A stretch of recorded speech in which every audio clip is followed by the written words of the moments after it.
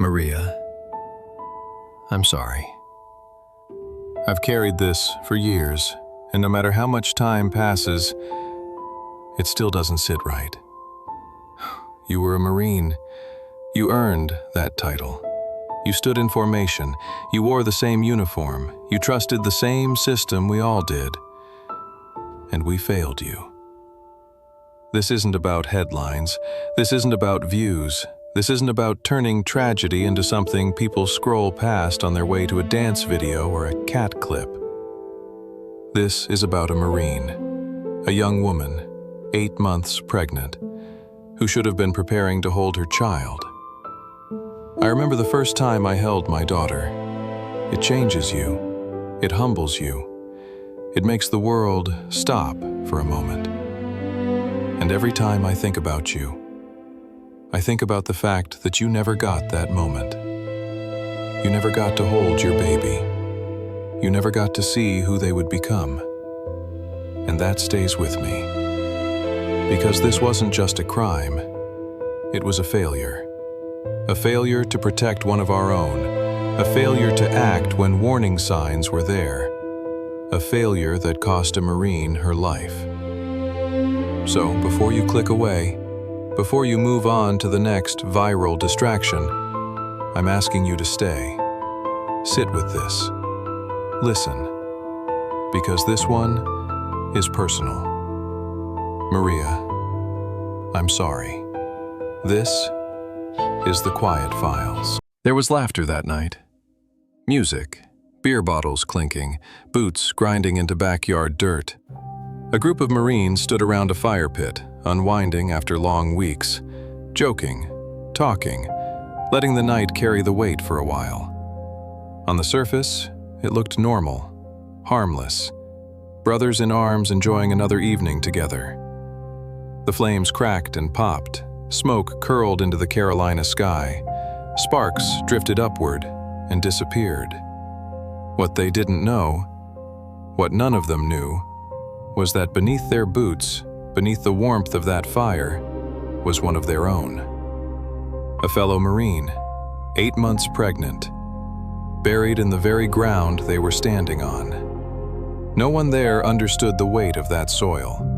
No one realized the heat from the fire was rising over a secret that would later shake the core and devastate families.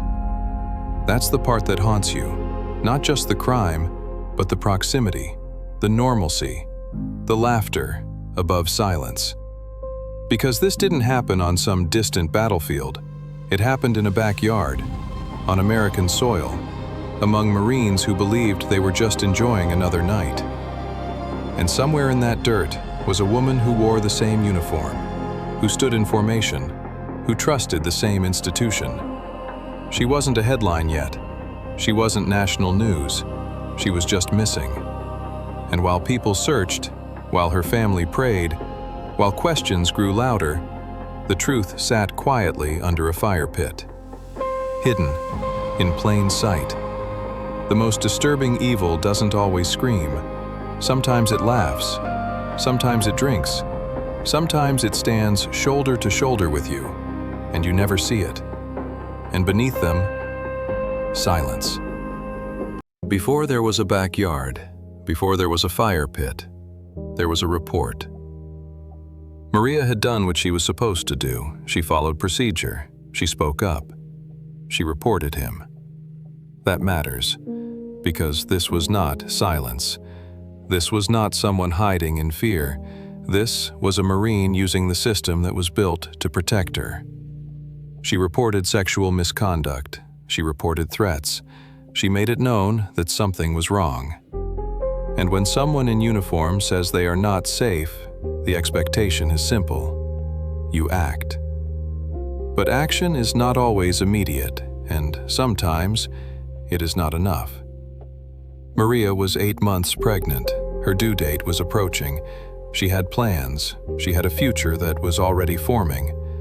Then she disappeared. At first, it was confusion, missed appointments, no contact, phone calls unanswered. Family members began to worry. Fellow Marines started asking questions. Superiors were notified. And still, time moved. Every missing persons case has a window, a moment where urgency matters most, where hours feel heavy, where decisions can change outcomes. And in this case, that window was closing. The man she reported denied everything. He maintained his innocence. He stayed present. He moved through his days, while she was nowhere to be found. Search efforts intensified. Investigators began retracing timelines, looking at movements, looking at inconsistencies, looking at him. What started as concern began shifting into suspicion, and suspicion into something darker. Because sometimes the truth doesn't hide far away. Sometimes it stays close, very close. The question was no longer just, where is Maria? The question was, what happened to her? And the answers were closer than anyone realized. Before the discovery, there was something worse. Doubt. When Maria went missing, not everyone believed she was in danger. Some thought she had run away. Some assumed she was trying to cause trouble. Some talked about her like she was the problem. They labeled her. They whispered. They reduced her to rumors. And that's how it happens. Not with sirens, not with alarms, but with dismissal. Corporal Lejeune was well-liked, soft-spoken, polite, on track for promotion, married, disciplined. The kind of Marine people vouched for. Maria was young, pregnant, and in the middle of serious allegations. She said she had been assaulted. She said she had been threatened. And too many people treated it like revenge, like drama, like something messy that would eventually go away. But allegations like that don't just go away. They require separation, investigation, protection. They were not separated. They remained in the same environment, the same unit, the same orbit. That is where the system failed. What began as a consensual relationship shifted. Power changed, pressure changed, fear changed. She wanted out. She wanted protection. She wanted accountability. He wanted control. And when someone believes their reputation is stronger than your voice, danger grows. There were claims he wanted to take her to Mexico, to disappear, to avoid consequences. She refused. And when she refused, the situation escalated. The mild-mannered Marine, the one people described as respectful, disciplined, focused, became something else behind closed doors. That's the part people struggle with. Evil doesn't always look violent. Sometimes it looks dependable. Sometimes it looks promotable. Sometimes it wears rank. He invited her to his home, and after she would not comply, everything changed. When the unit learned she had been murdered, I remember that day, vividly. People cried, people were in shock, and there was something else in the room. Guilt. Because deep down, many of us knew we had dismissed her. We had heard the rumors, we had watched the tension, and we told ourselves it wasn't that serious.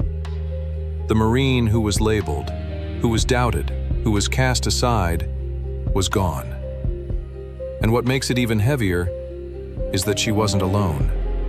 A baby was lost too. That is the kind of guilt that doesn't leave you, because this wasn't unpredictable. This wasn't random. This could have been prevented. And when something preventable happens, it changes how you see yourself, how you see the institution, how you see silence. We all carry a piece of it, and some of us will carry it forever. When someone disappears, there are always small details that surface first. Tiny fractures in the story. Maria's bank account showed activity, ATM withdrawals, after she was already missing. She wasn't answering calls. She wasn't contacting family. She wasn't showing up to appointments. But her card was moving. Withdrawals in nearby locations, quiet transactions, small amounts, enough to avoid attention, but not enough to avoid suspicion. Investigators began retracing those movements, looking at timestamps, security footage, patterns, and the circle narrowed again. Then there was the letter, a handwritten note left behind, addressed to his wife. In it, he admitted to killing Maria. He described panic, fear of consequences, and a plan to leave. The words were not poetic. They were not emotional. They were calculated, confessional. While investigators were building their case, he was already preparing to run. He purchased supplies, withdrew more cash, loaded his vehicle. Then he left, quietly, without warning. By the time authorities realized what was unfolding, he was gone. Flight changes everything. An innocent man does not disappear when questions are asked. An innocent man does not empty accounts and leave letters behind. Now this was no longer just a missing Marine. This was a fugitive. And the backyard, the fire pit, the soil became more than suspicion. It became the center of the investigation. Because when someone confesses and runs, the truth is not far behind. The digging would come next. But by then, the illusion was already broken. When investigators began excavating the fire pit, they did not rush. They documented everything, every layer of soil, every fragment, every shift in texture. What they uncovered confirmed the worst: human remains, burned, buried, hidden beneath ash and earth. This was not disappearance. This was concealment. Forensic teams worked carefully, methodically, collecting evidence, preserving what little was left. The fire pit had not been the site of the killing. It had been the attempt to erase it. The house told a different story. Inside, there were signs of struggle, physical evidence that contradicted the illusion of calm. What happened did not unfold in a backyard. It began indoors, behind closed doors. A confrontation, an escalation, a decision. And in that moment, 2 lives were ended. A young Marine, 8 months pregnant, a child who had not yet taken a breath. Investigators reconstructed the sequence, the timeline, the movement from the house to the yard, from violence to concealment. Fire was used to destroy evidence, to hide what had been done. But fire does not erase truth, it only delays it. When the remains were identified, finality set in. There was no more hoping she would walk through the door, no more possibility of misunderstanding, just confirmation. She had been killed, in a home she entered believing she would leave, and buried in a yard where laughter would later echo above her. That is the weight of this crime, not just that she died, but that she trusted, and that trust was answered with violence. The fire pit became evidence, the house became evidence, and the illusion of normal was gone forever. Running sounds powerful in theory. In reality, it is exhausting. After the letter was found, after the withdrawals were traced, after the backyard became a crime scene, he knew. The walls were closing in. A fugitive's world shrinks quickly. Highways feel longer, gas stations feel brighter, every passing police cruiser feels personal. Sleep becomes shallow, thoughts become loud. Every unexpected sound feels like discovery. He had planned for distance, cash, supplies, movement. But you cannot plan for inevitability. Law enforcement was no longer speculating. They were coordinating. Across agencies, across borders, vehicle information circulated, financial trails followed, communications traced. He fled south, crossed into Mexico, believing geography could create separation, believing distance would buy time. It didn't. Authorities tracked him to Tlaquepaque, a city near Guadalajara. He had been moving carefully, trying to blend in, trying to stay unnoticed. Mexican federal authorities located him and moved in. There was no dramatic chase, no exchange of gunfire, no last-minute escape attempt. He was taken into custody without incident, detained, identified, and held while extradition proceedings began. The running stopped there, in a quiet Mexican city, far from the backyard, far from the base, far from the illusion that distance equals freedom. He was returned to the United States, returned to face charges, returned to a system he believed he could outrun.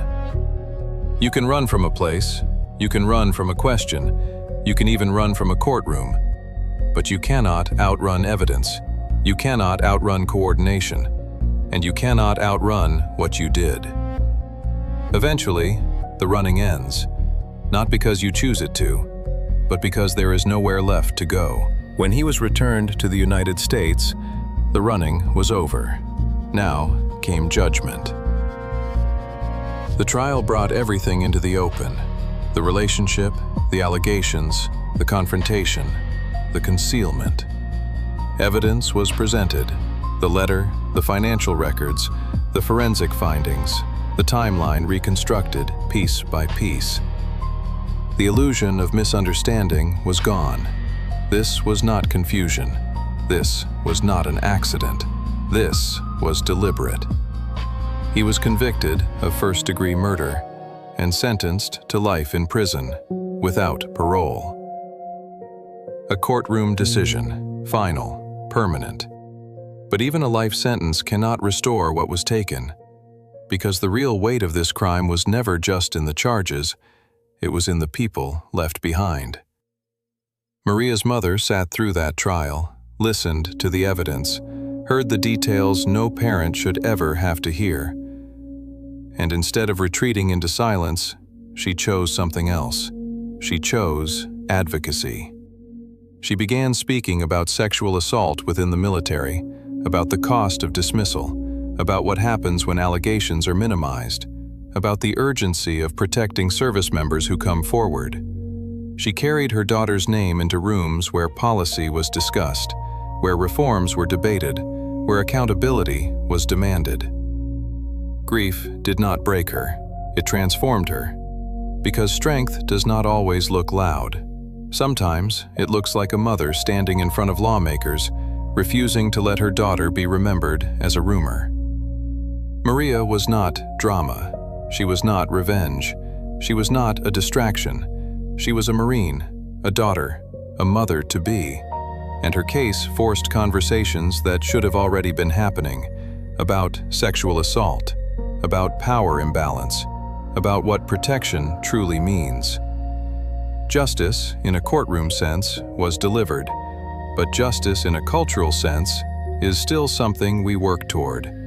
And every time her mother speaks, every time her name is mentioned in discussions about reform, Maria's story continues to matter, not as tragedy alone, but as warning, as change, as legacy. Maria.